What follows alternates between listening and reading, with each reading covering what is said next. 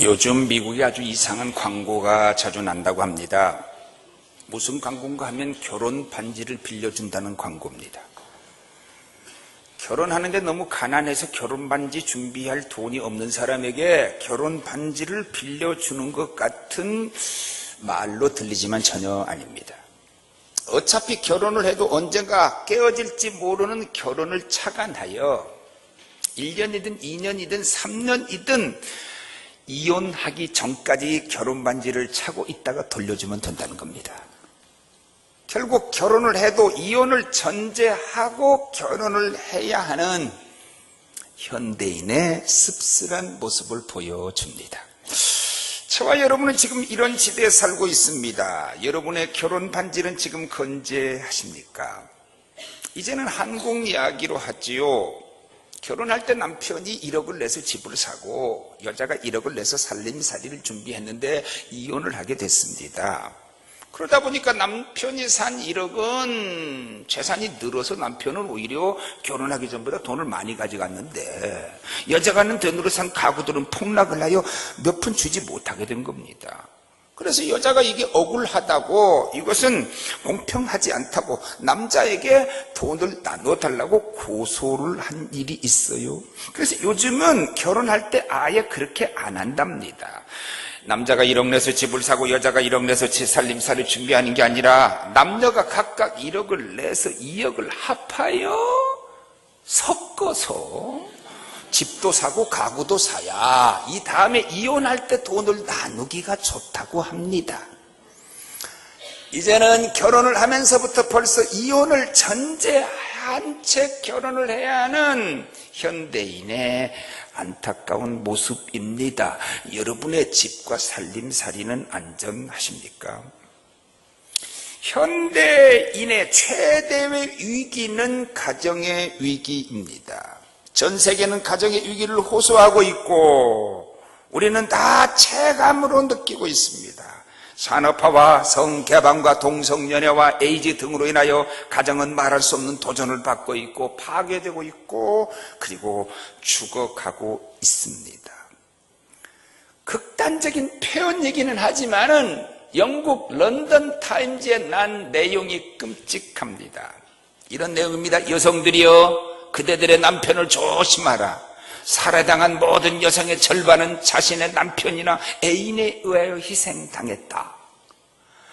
살벌한 세상의 모습이지요. 이제는 기업가도 정치인도 심지어 목회자도 너무나 쉽게 이혼을 합니다. 이혼에 대한 설교를 할 때마다 너무 이혼이 급증하기 때문에 비록 우리 교회는 참으로 적지만은 이혼하신 분들이 마음에 많이 걸리고요. 특별히 이혼하신 분들이 교회 와서 신앙생활을 하기 어려운 점이 상당한 고통을 줍니다. 이미 이혼하신 분들의 양심을 제가 무겁게 하려고 한다거나 신앙생활에 거침돌이 되게 하고 싶지는 결코 않습니다. 그러나 이혼에 대하여 목회자가 말하지 않을 수 없고요. 또 이혼이란 결코 미리 예방할 수 있는 최대한 예방을 해야 되고 장려할 수 있는 문제는 더더욱 아니라는 사실이죠. 다행히 우리 교인들 중에 이혼하신 분들 중에서 신앙과 삶이 지극히 잘 극복돼서 아무 문제 없이 예수 잘 믿고 살아가는 분들이 많이 보여서 목사로서 너무 감사합니다. 가까이 있는 한 교회, 적지 않은 교회인데 하루아침에 사모가 바뀌어버렸어요. 교인들도 모르게 바뀌었어요. 그런데 교인들은 처음에 모르다가 후에 알려졌는데 아무도 문제를 삼지 않는 너그러운 교회를 보았어요. 얼마나 목회자가 설교를 잘하면 그럴까? 아니면 흐려져가는 교인들의 윤리를 말하는 것 같아서 너무 마음이 아파요. 이혼한 목사는 목회도 하지 말고 죽어야 한다는 말은 결코 아닙니다만은 이제는 목회자의 이혼조차도 문제를 삼지 않을 만큼 흐려져가는 현대인의 현대교회의 윤리의식이 너무 마음이 아파요. 물론 현대의 위기는 결코 가정의 위기만은 아닙니다. 우리 모두 다 지금 전쟁의 위기와 핵의 위기와 환경의 위기와 윤리의 위기와 교육의 위기와 또한 교회의 위기와 신앙의 위기로 온 세계는 위기로 가득 차 있습니다. 그러나 그 중에 가장 큰 위기는 가정의 위기입니다. 현대인으로서 가정의 위기를 느끼지 못하는 사람은 아마 이 가운데 앉은 사람 중에 아무도 없을 겁니다.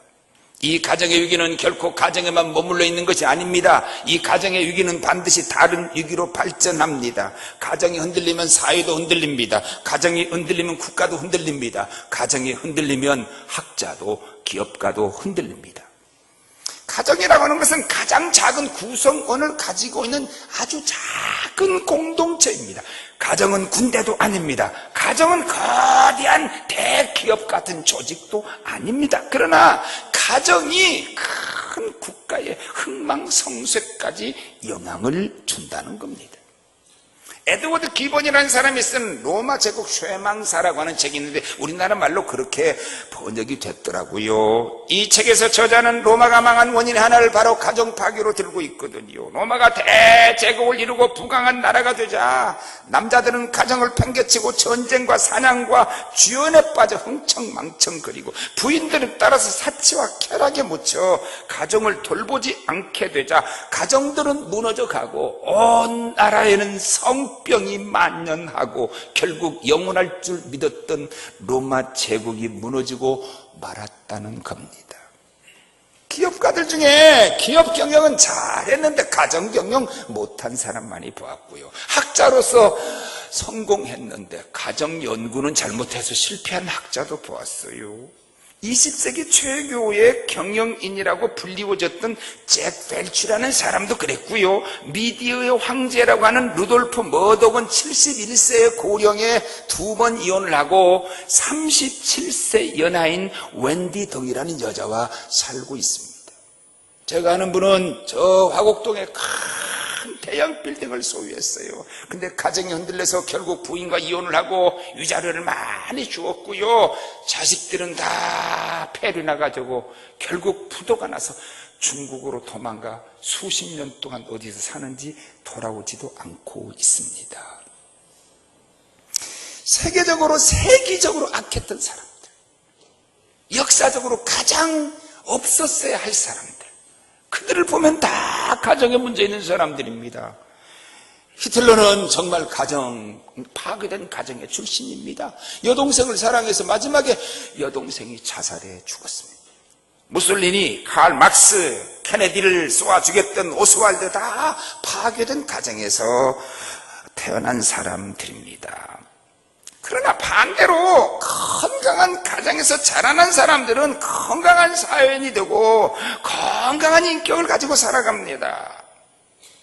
디트로이트에서 활약하던 힐 리라고 하는 판사가 영피플이라고 하는 잡지사에 보낸 내용입니다. 이 법정에서 공소사실을 심리하는 젊은이의 80%는 가정 예배를 드리지 않는 가정에서 자라난 사람이라고 말했습니다.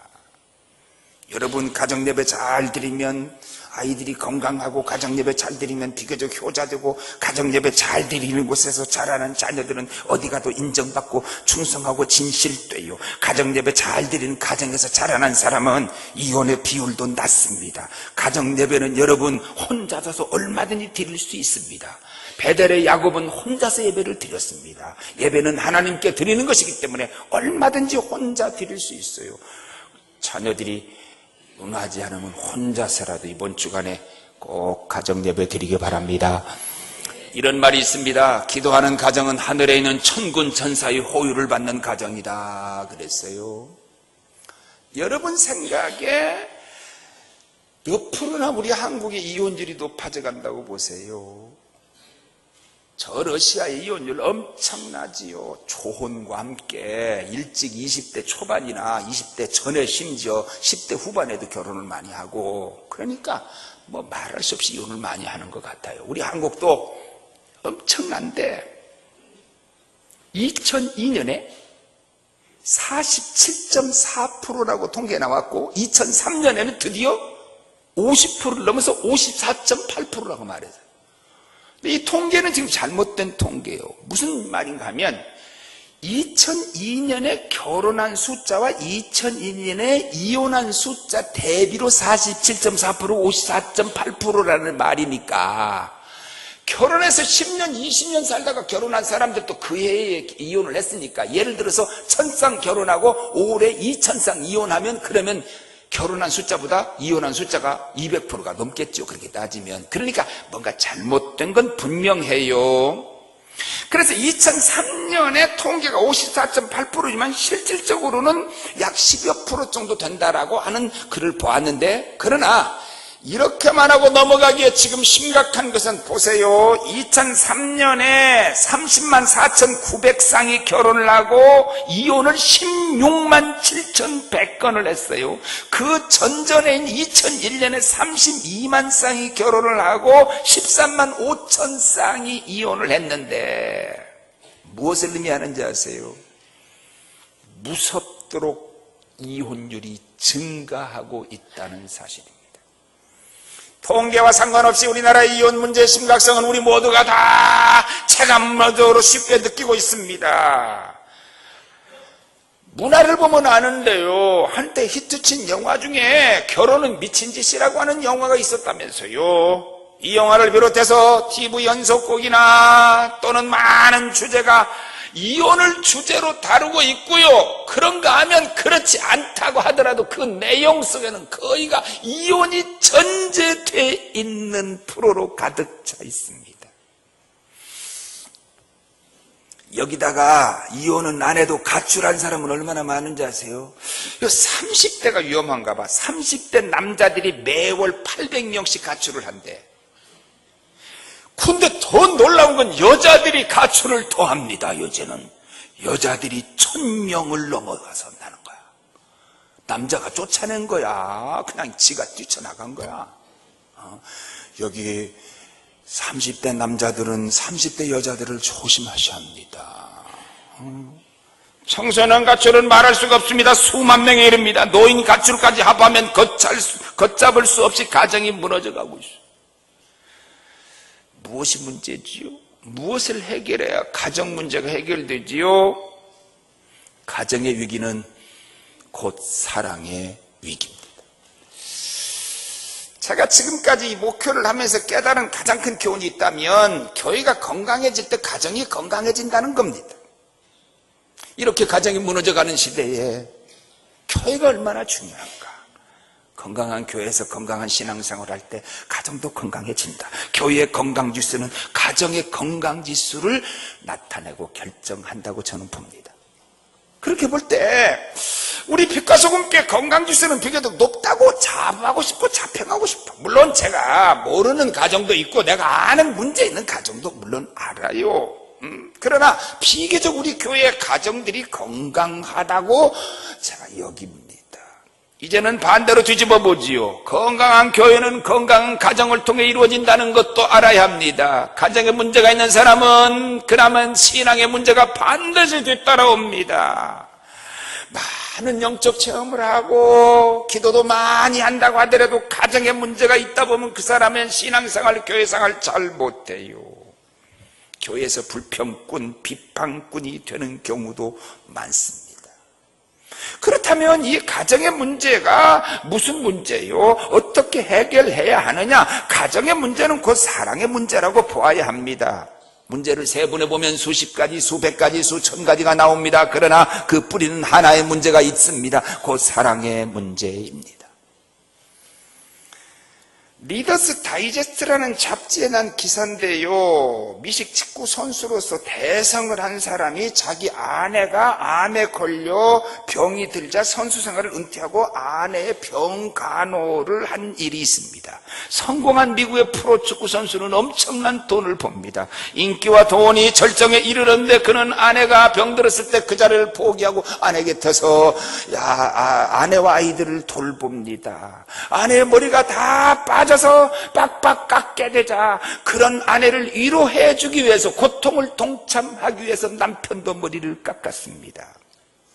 이제는 남편은 아내의 병에 대하여 시간을 헌신했습니다. 미식 직구를 훈련하고 연습하는 것처럼 아내의 찍은 필름을 연구하고 전문서적을 들춰보고 같은 병에 걸렸다 나은 사람들을 찾아가서 어떻게 완치했는가를 연구하고 그리고 아내에게 제시하고 도와주고 축구할 때 같이 작전 계획을 세워 암과 싸우는 일을 같이 했습니다. 그러다 결국 어떻게 되는가 하면 아내의 암을 극복하고 다 치료를 했습니다. 많은 기자들이 이 남편에게 인터뷰를 했습니다. 그때 이렇게 대답을 합니다. 지난 10여 년 동안 우리 가정에서는 내 일이 가장 우선이었습니다. 모든 식구들이 나를 중심으로 해서 생활하였고 아내를 전적으로 나를 위하여 헌신하고 희생했습니다. 그런데 이제는 아내가 나를 필요할 때가 되었고 그래서 아내를 중심으로 해서 우리의 삶이 이루어질 수밖에 없었습니다. 그래서 나는 아내 곁에 있어야 되는 것이고 이것은 내가 책임져야 하는 일이고 내 의무입니다. 여러분, 사랑은 무서운 암도 극복하게 했고 사랑은 모든 것을 치유하는 능력이 있는 줄 믿습니다. 만일 가정에 부부간의 사랑이 잃어버리면 어떤 현상이 생기느냐? 제일 먼저 사랑하지 않는 남자는 아내를 괴롭힙니다. 성경에 남편들에게 아내에 대한 명령, 아내를 사랑하라는 명령 말고 부정적으로 준 명령이 뭔가 하면 내 아내를 괴롭히지 말라는 겁니다. 아내를 괴롭히지 말라는 말은 아내의 마음을 쓰라리게 하지 말고 아내의 마음에 상처를 주지 말라는 겁니다. 많은 사람들이 상처를 주고 있다는 거고 죽어도 준 줄도 모르는 사람도 제가 많이 보았고 주고 준 줄 알고도 주었다고 인정하지 않는 남자들도 아주 많습니다. 아내를 자신의 소유물이나 부속물로 취급하고 잔인하고 모질게 대하면 안 된다는 겁니다. 다른 말로 표현하자면 남편은 아내를 한 인격체로 존중하고 성경적으로 생명의 유업을 함께 받을 자로 알고 소중히 여겨 동반자와 배필로 대우해야 한다는 겁니다. 아내를 억압함으로 권위를 행사하는 것이 아니라 가장으로서 존경과 사랑을 받을 수 있도록 해야 한다는 말이거든요. 얼마나 많은 남자들이 얼마나 많은 자기 아내에게 깊은 상처를 주고 준지도 모르고 인정도 하지 않는 사람이 많은 줄 아십니까? 작년 2012년에 한 신문에 암투병 중인 아내를 폭행하고 이를 말리던 아들을 경찰에 신고한 이 모 씨가 입건된 일이 있습니다. 암에 걸려서 그렇지 않아도 암과 싸워 힘들어하는 아내에게 왜 청소를 하지 않느냐고 아내를 폭행했습니다. 암에 걸리지 않은 아내라도 그렇게 할 수 없는데 암에 걸려 투병 중인 아내를 폭행하는 이런 못된 남자가 어디 있냐 그 말이에요. 이 씨였습니다. 이 씨.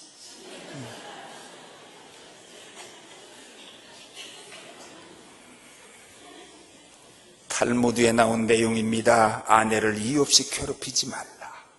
하나님은 그녀의 눈물방울을 세고 계신다. 지금 아멘한 사람 누구예요? 두 번째, 사랑을 잃어버린 아내는 남편에게 복종하지 않습니다. 하나님께서 아내에게 준 명령은 남편에게 복종하라는 거예요. 억울합니까? 아내 여러분, 분합니까? 왜 하나님은 남편에게 아내로 복종하라고 했을까? 자녀가 부모에게 복종하라는 건 그래도 일리가 있지만은 어떻게 왜 아내가 남편에게 복종해야 되냐? 내가 더 똑똑한데 내가 더 옳은데. 이 말을 뒤집어 보면 남편에게 복종하는 여자들도 많지 않다는 겁니다. 여건이 신장돼가는 현대는 더더욱 그렇습니다. 여건은 여행 갈 때만 중요하고 필요한 겁니다. 착한 부인으로 소문났는데요, 착하다고 소문났는데 남편에게 순종하고 복종하는 여자는 아닙니다. 믿음 좋은 여자로 다 알려졌는데 자세히 보면 남편에게 능동적 순종을 하는 사람은 아닙니다. 늘 바가지나 긁고 사는 사람들이 여기 있는 여자분 빼고 많이 있습니다. 이렇게 물어보지요. 남편의 옳은 말에는 그러면 순종했습니까? 목사님, 우리 남편은 그냥 옳은 걸 하나도 말 안 합니다. 아니 100가지 틀린 말 하다가 한마디라도 옳은 말 하지 않았겠어? 그때는 기쁨으로 만족하게 그렇게 순종해 보셨나요? 어쩔 수 없어서 끌려가듯이 꼭 말이라도 부정적인 말을 하고 복종하고 순종하지는 않나요? 참 오랫동안 불쌍한 건 여자들이었어. 길고 긴 5,000년 동안. 근데 이제는 바뀌었어. 이제는요 남자가 훨씬 더 불쌍해. 나 빼고 불쌍해 얼마나 불쌍하지. 복종하지 못하는 건 틀려서도 아니고 남편이 모자라서도 아니고 여자가 잘나서도 아닙니다. 남편을 사랑하지 않았습니다. 그런데 왜 여자들이 남자에게 복종해야 할까요? 첫째는 창조의 질서가 그래요. 이는 하나님께서 세워놓으신 질서입니다. 성경이 우리에게 가르쳐준 질서입니다. 그래서 이 질서를 따라서 복종해야 합니다. 두 번째, 그것이 아내가 사랑받는 길입니다. 모든 여자들은 아무리 잘나서도 남편에게 사랑받기를 원합니다. 그것이 여인의 본성 같아요. 늙어서 다 늙은 할머니도 할아버지의 사랑을 확인하고 싶어하는 것을 보면 알 수 있습니다. 그런데 문제는 남편의 사랑을 받을 수 있는 길이 순종하는 것이라는 것을 알지 못하고 인정하지 못하고 실천하지 못하는 데 문제가 있습니다. 물론 남편은 아내를 위하여 헌신하고 희생하고 사랑을 베풀면 아내는 남편을 진정 자신의 머리로 인정하고 그 권위를 인정하고 남편을 가장으로 존중하게 될 겁니다. 그러나 남편에게 복종하지 않는 여자는 남편의 사랑을 필요로 하고 요구는 하지만 남편을 사랑하지 않는다는 말이 됩니다. 세 번째, 아내는 자발적으로 복종해야 됩니다. 의무적 순종은 순종이 아닙니다. 자발적으로 해야 합니다. 물론 남편은 자신의 의무는 감당하지 않은 채 아내에게 자기에게 복종하는 것이 자신의 권리라고 생각해서 힘과 억압과 그리고 전통적인 힘을 빌려서 복종을 강요하려고 하지만 그래서는 안 됩니다. 그러나 여자들은 자발적으로 깊은 마음으로 남편에게 복종해 보십시오. 그러면 여러분의 가정에 큰 사랑의 꽃이 피어날 겁니다. 믿습니까? 여자분들 믿습니까? 마지막, 가정은 사랑 위에 세워져야 합니다. 부부라는 것은 참 비밀스러운 관계니까 부부만이 알 수 있고 부부만이 아는 게 많아요. 멀리서 피상적으로 볼 때 잘 몰라요. 피상적으로 문제가 하나도 없어 보이는 가정에 들어갔는데 너무나 문제 많은 사람이 있습니다. 겉으로 오히려 드러난 병보다 속에 숨어있는 병이 무서운 것처럼 겉으로는 태각태각 하는데 속에는 사랑하고 사는 사람도 꽤 있고요. 잘 몰라요. 다른 곳에서 다른 문제들은 숨길 수 있지만 부부 문제는 서로 숨겨지지가 않아요. 왜냐하면 부부는 가장 가까운 거리에서 보기 때문입니다. 부부는 현미경으로 들이대고 보는 관계입니다. 다 벌거벗고 사는 사이입니다. 그래서 배꼽 밑에 있는 점도 알고요. 어떤 여자는 세상에 첫날 밤에 대머리진 걸 알았대. 얼마나 가발을 잘했는지. 등에 난 흉터도 알고 잘 때 잠꼬대가 심한 것도 그때 알고 이를 부득부득 갈고 자는 것도 그때 알아요. 인격의 모든 것과 신앙의 모든 것이 다 드러나는 곳이 바로 가정이요 부부관계입니다. 알렌 레드패스라는 사람이 어떤 사람이든 자기 신앙의 실제가 가장 엄격한 시험을 받는 것은 바로 그의 가정이라 그랬어요. 목사가 교인들은 속일 수 있습니다. 그러나 가정 문제는 속일 수가 없습니다. 나는 직장에서 인정을 잘 받았는데, 나는 사람들에게 인기가 높았는데, 난 지금까지 교회에서도 모든 사람에게 칭찬만 듣고 살았는데 왜 저 남자는 나를 이상한 사람으로 보는 거야? 왜 저 여자는 나를 기업만으로 보는 거야? 라고 묻는 사람이 많이 있는데요, 밖에서 다른 사람들에게 다 인정을 받고 살았으니까 나에게는 아무 문제가 없다고 보아서도 안 되고요. 너와 나 사이에 문제가 있으니 저 사람은 근본적으로 문제 있는 인간이라고 단정해서도 안 됩니다. 여러분의 가정의 사랑만 회복하면 나머지 문제는 언제 사라졌는지 다 회복되고 사라져버릴 겁니다. 고린도 교회는 사랑 하나가 없어서 온갖 문제가 다 생겼어요. 고린도 교회처럼 은사만한 교회가 없었습니다. 그러나 사랑을 잃어버리니까 파당과 분쟁이 생기고 심지어 교회에 음행이 난무했습니다. 장점마저 고통이 되고 오히려 더 어렵게 만듭니다. 돈이 많아도 많은 능력을 가지고 있어도 사랑 하나 없어서 가정이 지옥이 되어버리는 경우가 얼마나 많은지 모릅니다. 로버트 레인이라는 사람은 스코틀랜드 자유교회 목사요, 뉴 칼리지 학장을 지냈는데 한때 이 사람이 너무너무 혹독한 비판과 비난의 자리에 떨어져 있는데 친구가 보고 말하기를, 여보게 자네가 이런 상황을 어떻게 견디는지 나는 도저히 이해할 수가 없네. 그랬더니 이 레인이 목사가 이렇게 대답을 했다는 겁니다. 그래, 자네가 알다시피 나는 지금 엄청난 비판과 비난을 받고 있지만 집에 돌아가기만 하면은, 나는 집에 돌아가면 편안하거든. 저를 만난 모든 사람들은 뭐라고 그러는지 아세요? 나는 당신 같으면 못 살아. 근데 그러면 난 어떻게 사나 생각해 보니까, 여러분 생각해 봐. 아무리 밖에 비난이 많고 이렇게 쏟아지는 모함을 제가 받고 살아도 내가 우리 집에 가서 내 처하고 가정에서 못 살게 되면 못 삽니다. 내가 여러분 우리 교회에서 인정을 못 받고 우리 교회가 불안하고 우리 교회가 다투고 그러면 제가 살았겠어요? 우리 교인들이 저를 사랑하고 우리 교회가 평안하고 가정이 평안하니까 살았겠죠. 사랑으로만 부부관계가 승리할 수 있습니다. 사랑만 회복하면 다른 문제는 다 해결됩니다. 고린도전 13장은 사랑장으로 유명합니다. 그 중에 최고의 하이라이트는 13절일 겁니다. 너무나 잘 아는, 결혼식 때마다 제가 읽는 성구지만 또 믿음으로 같이 봅니다. 시작. 그런즉 믿음, 소망, 사랑 이 세 가지는 항상 있을 것인데 그 중에 제일은 사랑이라. 한 번 더 봅니다. 시작. 그런즉 믿음, 소망, 사랑 이 세 가지는 항상 있을 것인데 그 중에 제일은 사랑이라. 지금 고린도전 13장이 부부관계를 말하고 가정 문제에 필요한 사랑을 말하기 위해서 말한 건 물론 아니에요. 그러나 가정 문제도 여기에 답이 있다고 봅니다. 간단하게 설명. 첫째는 믿음이 있어야 합니다.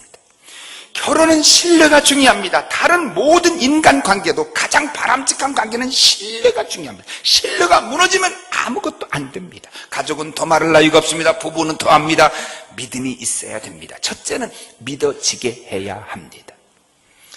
믿어지는 사람의 말은 믿어지지 못하는 말을 해도, 믿지 못할 말을 해도 내가 모르는 뭐가 있겠지, 그렇게 생각되는 겁니다.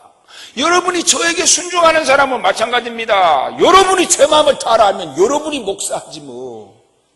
근데 아무리 믿어질 말을 해도 믿어지지 못한 인간이 하는 말은 안 믿어집니다. 저 뒤에 무슨 출애기 있든지 무슨 함정이 있든지 무슨 꼼수가 있을 거라고 믿어져서 못 믿는 겁니다. 전화를 남편이 안 받는다고 의심스럽다? 이 남자 지금 어디 간 거야? 문자를 넣었는데 답이 안 온다고 의심돼요? 그러면 문제 있는 거 아니야? 오히려 남편이 염려가 되고 걱정이 돼야지. 예? 요셉이 비록 종으로 팔려갔지만 보디발에게 믿어진 것처럼 믿어지게 하세요. 믿어주지 않는다고 섭섭하지 말고 믿어지게 해봐요. 날 낳아준 부모에게도 믿어지지 못하는 사람을 누가 믿어줄 수 있겠소? 교회에서 목회자에게 믿어지지 못하면서 세상에 어디 가서 누구에게 인정받고 믿어지는 사람이 되겠소? 다 여러분이 속으로 아멘 한 줄 알아. 믿어지게 살아야지. 어디 가든지 믿어지는 사람 되기 바랍니다. 두 번째, 믿어줘야 돼. 또 믿어줘야 되는 거예요. 제가 잘못 전하면 이해하세요. 오래전에 유튜브에 나온 걸 보고 제가 하도 감동을 받아서 기억에 의해서 적었으니까 혹시 조금 내용이 틀릴 수 있지만 핵심은 똑같을 겁니다. 저 경상남도 시골에서 어떤 자식을 서울로 유학을 보냈는데 배고프고 힘들 때 자식 하나 가르치려고 부모들은 허리띠를 졸라맸는데 꼴찌를 한 거야. 그걸 갖다 성적표를 줄 수가 없어서 모두 고쳤어. 같이 가짜로 우등생으로 만들어 주었는데 이 아버지가 입이 찢어져 가지고요, 그렇게 배고픈 날에 세상에 우리 아들이 우등생이 됐다고 돼지를 잡아서 잔치를 하는 거야. 이 아들의 마음에 세상에 거짓말로 속아서 죽는 돼지도 불쌍하지만 아들을 믿어주고 세상에 꼴찌한 놈을 우등생 됐다고 잔치를 베푸는 아버지를 속인 양심이 너무 무거워서 견딜 수가 없는 거예요. 그래서 결심을 했대요. 진짜 내가 우등생이 돼야 되겠다. 그래서 교수가 되고 모 대학의 총장이 됐는데 아버지에게 찾아가서 그 옛날 가짜로 통지표를 고쳤다는 얘기를 했는데 놀라운 사실은 아버지는 알고 있었다는 겁니다. 감동 안 맥혀?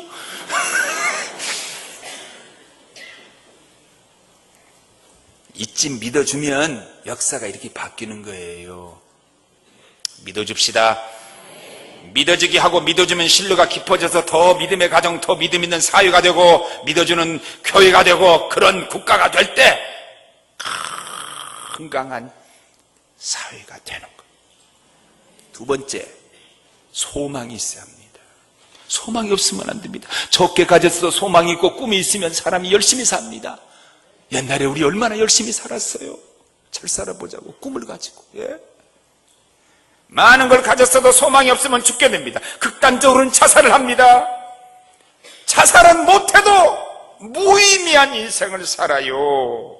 소망이 없는 궁전은 오아시스가 없는 사막과 같고 소망이 있는 오두막집은 궁전과 같습니다. 믿음의 소망, 작은 인생에 작은 소망도 있어. 나가서 짜장면 하나 사 먹는 소망도 소망일 수 있어요. 그러나 저 영원한 하나님의 나라의 소망, 함께 손잡고 그 소망을 향해 달려가는 가정 되기를 바랍니다.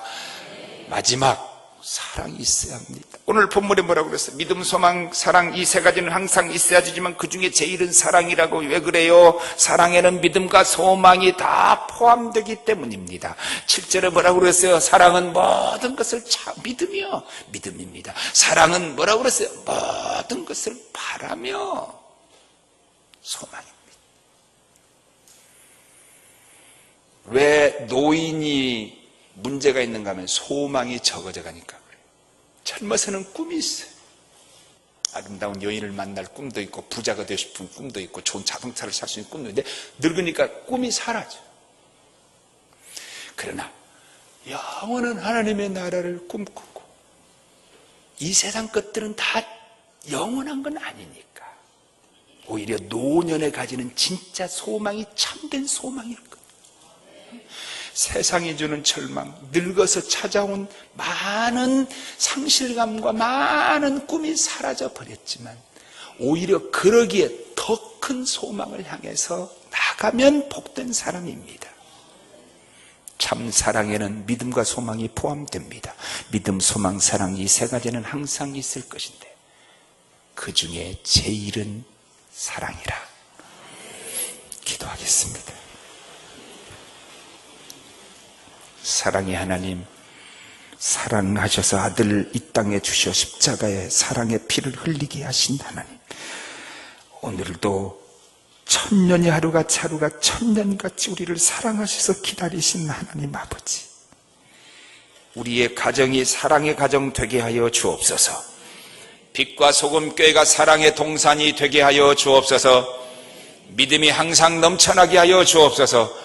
소망이 넘쳐나게 하여 주옵소서. 사랑만은 풍성하고 사랑의 승리자들이 다 되게 하여 주시옵소서. 예수님 이름으로 기도하옵나이다.